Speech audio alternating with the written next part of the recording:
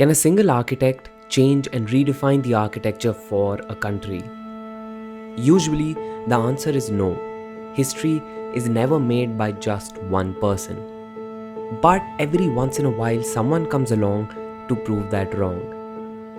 Probably one of the most famous architects in the world, Frank Lloyd Wright doesn't really need an introduction. Designing more than 1,000 structures over a creative period of 70 years, this man single-handedly changed the architectural landscape of America. But brilliant as he was, the story of Frank Lloyd Wright is nothing short of a Shakesperean play. This man, who was called the greatest American architect of all time, has a journey filled with love, loss, grief, lust, scandal, and betrayal. Would you believe me if I tell you that at one time people laughed at hearing his name, calling him a has-been? I was entirely contrary to everything they believed in. It was a question at one time, I suppose, of their survival or mine. So today on this channel, we will look at what made the man that went on to define American architecture. A man who never gave up even when everything was stacked against him. And a man who loved without ever holding back. Today, we are looking at the life and designs of Frank Lloyd Wright.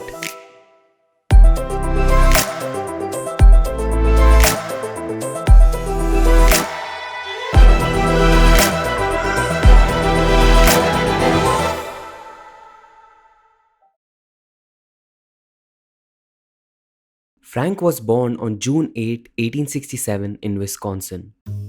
His father, William Carey Wright, was a gifted musician, orator, and preacher, while his mother, Anna Lloyd Jones, was a teacher and a member of the Lloyd Jones clan.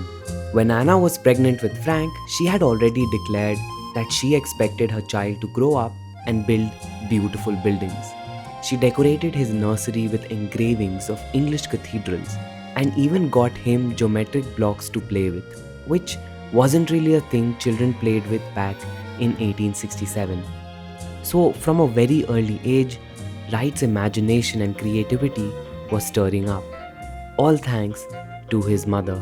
Now while he was sowing the early seeds of designs as a child, his parents were struggling.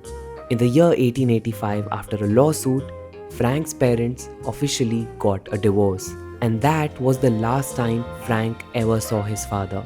One of the reasons I wanted to highlight this period of his life is because I think this sets up all the relationships he had when he grew up. How he was as a lover, a husband, a father can be traced back to these early childhood experiences. But we might be getting ahead of ourselves. Now because his father left, Frank had to step up to take care of his family. He enrolled in the University of Wisconsin's engineering department while also working for the dean to earn some income. He eventually decided to quit the college. He knew he wanted to be an architect and he did not want to wait any longer. So he packed his bags and moved to the dazzling streets of Chicago. Chicago at the time was booming with opportunities. He worked for a firm for a little while, but then he got the opportunity to work under the man who would change the entire trajectory of his career. I'm of course talking about Louis Sullivan. Called the father of modernism and skyscrapers, Sullivan was one of the most prominent and influential architects of the time. Frank got the job at his firm as a draftsman. Sullivan, it is said, was not an easy person to work with, but Frank admired the man, his designs, and the principles that he stood for. Sullivan took Frank under his wing. I think it's fair to say that Frank Lloyd Wright would not become the great architect that he did were it not for Louis Sullivan. Frank even called him Lieber Meister, which is German for dear master. During this time, Frank also met a young girl called Catherine Lee Tobin and he fell in love. In the year 1889, he decided to marry her. Of course, as was custom at the time, if you are planning to marry a girl, you want to build for her a nice, beautiful house. So he negotiated a 5-year contract with Sullivan in exchange for a loan. He built his first house in Oak Park and soon after married the girl that he loved. Now Frank Lloyd Wright was a man who had an expensive taste. And maybe that was because he did not have many things when he was younger. While building his luxurious house, he also bought expensive clothes and vehicles. Now, you might ask if a man who took a loan from his employer had money to buy all this. And the answer is no. Despite that loan, because of his habits, he was short on money. So, to earn more, Frank started taking independent commissions. He got a few projects and worked on them. He called these the bootleg houses later in his career. Now, today, the word side hustle has become all too common. But at that time, under his contract, it was banned. Sullivan was unaware that Frank was taking outside work, but one day he saw a house on the street and he instantly recognized it as being built by Frank. Sullivan confronted Frank, and to this day we don't know whether Sullivan fired him or he quit, but the end result was the same. Frank left the office and the two men did not speak again for a few decades. Even though the feud between them lasted very long, but till the end of his life, Frank kept referring to Sullivan as Lieber Meister. They did reconcile later in life. When Sullivan died, his burial and funeral were paid for by Frank Lloyd Wright. But coming back to the 1890s, Frank left the company and he knew what he wanted to do next. Now was the time to start his own practice. Now, even when he worked for Sullivan, Frank mostly worked on houses. It was kind of his forte. Today, you might know of Frank through buildings like the Guggenheim or the Johnson Wax building. But he was first and foremost a man who built homes. If you look at his very first independent commission, the William H. Winslow House today, you will find it very different from the later works of Frank. And that is because his architectural style was always in a flux. It was as if he was searching for the truly American way of building that could speak of the time. But anyway, because of his first project, word soon spread and he started getting more clients. Slowly, with each of his early houses, a new architectural style started to emerge, one that defined his early career. And this was the Prairie style house. Prairie style houses often have a combination of these features: one or two stories with one-story projection, an open floor plan, low-pitched roofs with broad overhanging eaves, strong horizontal lines, ribbons of windows, and a wide use of natural materials, especially stone and wood. As Frank explained it, the essential nature of the box could be eliminated in these houses. The relationship of inhabitants to the outside became more intimate. Landscape and building became one, more harmonious. And instead of a separate thing set up independently of landscape and site, the building with landscape and site became inevitably one. With each passing house, this style got more defined. One of the most prime and admired examples of this new style was the Robbie House. And this was his most daring project till date, with the longest cantilever he had ever designed. Frank not only designed the house and planned the interiors, he also designed the furniture of the house. One of the things that set Frank apart from other architects was his vision. He knew what he wanted his space to say and to feel, and he got that vision to life. In the case of the Robbie house, he even designed a dress for Mrs. Robbie to wear while she would sit in the main section of this house. Now, by this time, Frank had completed more than 50 houses. His studio was booming, and so was his family. By the early 1900s, Frank and Catherine had 6 kids, and most of Catherine's time now went into taking care of and raising her family. Even Frank's home studio had to be vacated to give space for the new babies. And yes, this is all Frank wanted, to start a family with the woman he loved. But he also started to feel that the woman he loved was now lost in her children. It wasn't that he was unhappy. He just needed more from his lover. On the professional front, projects like the Unity Temple were now coming his way. And this project and the others that he did were getting him more and more fame. But then finally came that one project that changed not only his career but his whole life and turned it upside down. And that was the Edwin Cheney house. At one of her social clubs, Catherine made a new friend. Her name was Mema Borthwick Jenne. She told Catherine that her husband was looking for an architect to design a house. Catherine suggested, why not get it made by Frank? So in 1903, Frank took up this commission. Now professionally, towards the end of 1910s, Frank had started to move away from the prairie houses. He sought a new style that could be fitting for the current American age. By the way, yes, he wanted to move away from the style he was best known for. The story of Frank Lloyd Wright is filled with experimentation and variation. And at this point in his story, he started to feel that his work wasn't fulfilling him anymore. There was no joy. And it wasn't like everything was good at home.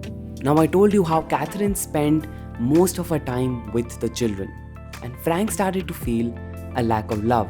Now as I told you, Frank was making a house for Mema's husband. Well, during the construction of this house, these two got close. And slowly, this friendship of theirs started to turn into romance. Now mind you, by this time, Frank was already a famous architect. So when he was spotted on dates with someone else's wife, the gossip started to spread like wildfire. This sort of behavior was looked down upon in those times. But nevertheless, the two had gotten quite close. In his autobiography, Wright describes how he was feeling around 1909. Wary, I was losing grip on my work and even my interest in it. What I wanted, I did not know. To gain freedom, I asked for a divorce. It was advisedly refused. So Frank wanted to end his marriage, but Catherine did not agree to it. So in the year 1909, Frank and Mema made a decision that changed all of their lives forever. They both left their spouses and children behind and fled together to Europe. During this European break, Wright started working on two publications which were both released in 1911 and got him a lot of exposure in the European countries. They both stayed together in Europe for a year, and then Frank returned back to the States in 1910. Catherine still refused to grant him a divorce, but Edwin had already granted one to Mema. Also, the headline of these two lovers had made the news. Everyone in Chicago knew of the affair of the famous married architect. It was now impossible for Frank to get work in the city. So that same year, Frank, who was already separated from his wife, now started building a new house in rural Wisconsin. A place for him and Mema to signify their love and a new place to work from. He called this new home Taliesin. Taliesin was probably one of the early projects where Frank started exploring organic architecture as a design style. We will talk more about this later in the video. But the early design traces were there in Taliesin 1. Nested against the hill, the house was divided into 3 segments: the studio, the residential wing, and a long section in the middle, which was the office. A beautifully landscaped, sunken courtyard was placed right in front of the office wing. This building, as he said, belonged to the hill and can never be built anywhere else. It was a beautiful house made in a beautiful setting. Soon Mema moved in and these two started living a wonderful life together, one filled with love and romance. Frank once again was recharged with fresh ideas. But this beautiful dream of theirs soon became a nightmare.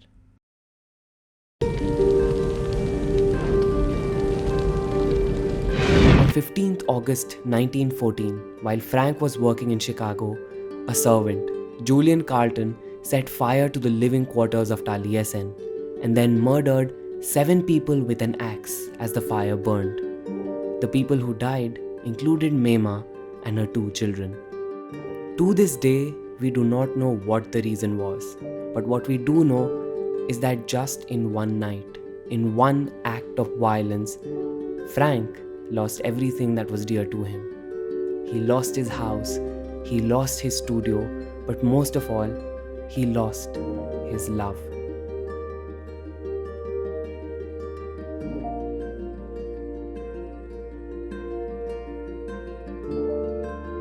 Frank was emotionally and spiritually devastated by the tragedy. And rightfully so, he never saw this coming. A deeply sad Wright was able to find solace in the only thing he knew could keep him distracted: his work. He vowed to not let go of Mema's memory and decided that he will rebuild Taliesin. And he did. But once he did, it was almost as if he could not stay there. Not alone, not now. A new opportunity had arrived at his doorstep, and Frank wanted to get away from everything. So he got on a plane and left for Tokyo.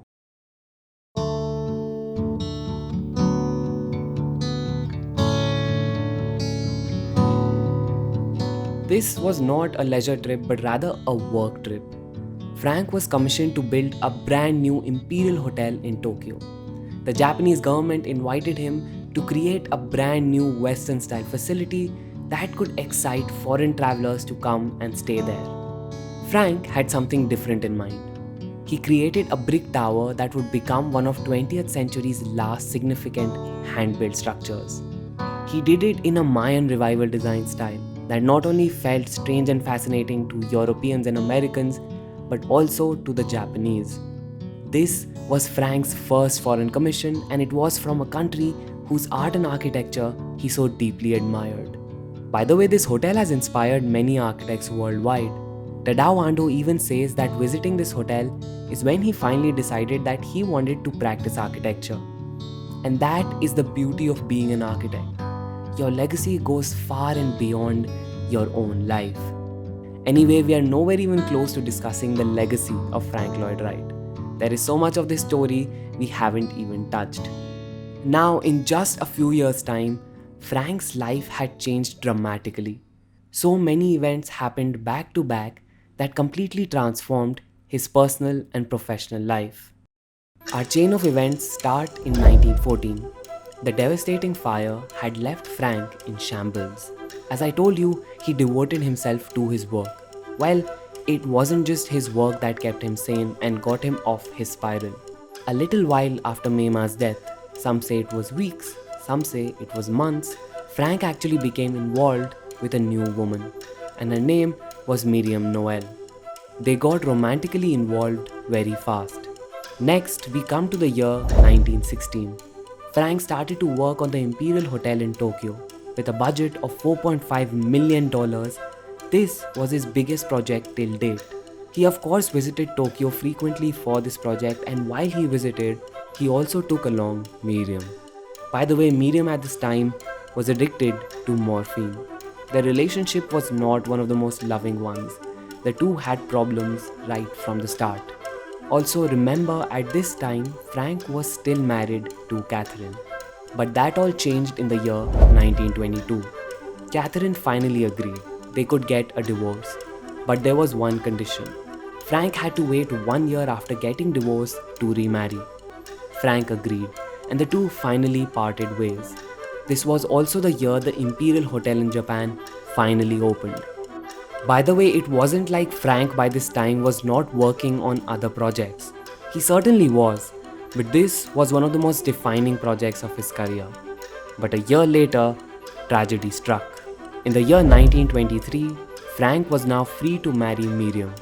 And he did. But that was a mistake. You see, the relationship had many problems. Frank explains in his autobiography that he married her to rescue the relationship. Marriage resulted in ruin for both. Instead of improving with marriage as I had hoped, our relationship became worse. Now I know this video seems a little too heavy on the personal life of Frank Lloyd Wright, but I believe it will not do justice to him if I at least did not try to tell his full story. The art is important, but in knowing the life of the artist, you need to know and understand what made the man. And his personal life tragedies made this man who he eventually became. Coming back to his architecture, the year 1923 was not only important in his life personally, but also professionally. It was the year when his architecture was truly put to the test. You see, Japan is prone to earthquakes, and Frank knew that. So while building the Imperial Hotel, he built solid foundations and a strong steel construction. And in 1923, the inevitable happened, the Great Kanto earthquake. there was a lot of widespread destruction in Tokyo. But among the buildings that stood tall unscathed was the Imperial Hotel built by Frank. When word came that the hotel had endured with just minimal damages, Frank began to be celebrated as a genius structural designer. Some might say that after the hotel finished, he became untouchable. The man was a legend. But if only they had foresight. In a few years' time, people started calling Frank Lloyd Wright yesterday's man. A talented architect, but one long past his prime. But how did this man go from being a celebrated architect across the world to becoming invisible? And what about the projects he's known for? The Falling Water, the Guggenheim Museum, the Johnson Wax Building? Well, the story is not yet finished. The road ahead is filled with mystery, drama, architectural innovation, a police arrest, and a new romance. And trust me, you do not want to miss this. The story of Frank Lloyd Wright will continue in part 2.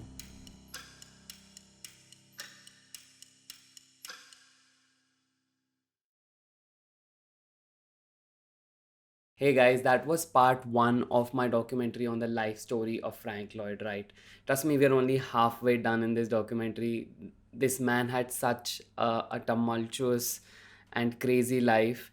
That is why I split it into 2 parts. So part 2 is going to be even more fun, even more interesting, and it's going to come out soon. I'm currently in the process of creating it.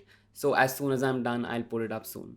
If you like the video that I created here and would like to support me in creating more such videos and documentaries, you can of course become a channel member, or you can also just use the special thanks feature which is on the video. So you can use that feature and you can let me know, that would tell me that you really like this video and you'd like me to create more of such videos. So do consider supporting in those ways. There is a lot more content on this channel. I have actually made a specific video about the murder that happened at Taliesin in 1914, the massacre that happened. I made a whole separate video about it. You can either find it, it'll pop somewhere from like the top, the icon, or if not, it'll also come towards your end screen as soon as the end screen videos show up. So do watch that video as well. It's a very detailed, in-depth analysis of what really happened in Taliesin that day, and it goes much deeper into the subject. So you can go check that out as well. There are many more documentaries on this channel. There's also more such exclusive content on my website www.blessedarch.com. There's a page called BlessedArch Exclusive and it has a lot of content there, so you can check that out as well. While on the website, you can also see courses for architects. So if you like any course, you can enroll in that as well. And yeah, I will see you guys very soon with more such videos. Let me know what you thought about this video in the comments below. Do give this video a thumbs up and do share this video as much as you can. The more you share it, it really helps me, guys. And also do click that subscribe button. It really helps take this channel further. So please hit that subscribe button and also the bell notification button so you're notified whenever a new video comes out. I'll see you guys very soon with another video, and part 2 of this documentary will come very soon. That is it. I will see you guys next time. Bye bye.